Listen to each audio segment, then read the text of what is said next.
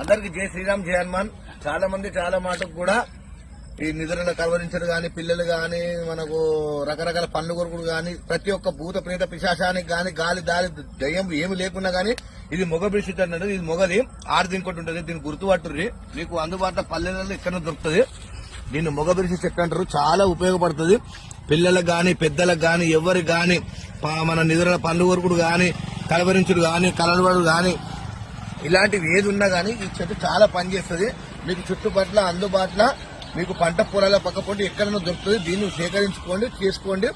ఏం లేదు, ఈ చెట్టును తీసుకుపోవాలి, నిప్పలు చేయాలి. నిప్పలు చేసి పొగేస్తే ఏంటి అష్టదిగ్బంధన కూడా ఏ భూత పేత పిశాచాలు గాని ఏవి ఆశపడి ఏమంతా కూడా మిమ్మల్ని ఏం చేయదు. కాకపోతే దీన్ని గుర్తుపట్టదు. దీన్ని మొగ బిరుసు అంటారు. ఆడది ఉంటుంది, మొగతుంటారు కానీ మొగ బిరుసు దొరికి చూడండి. ఇగో ఈ చెట్టు తమలపాకులు ఎక్కువ ఉంటుంది. దాన్ని గుర్తుపట్టాలంటే మీకు అందుబాటులో దొరుకుతాయి. కొంతమంది తెలుసు, కొంతమంది దొరకదు. ఇగో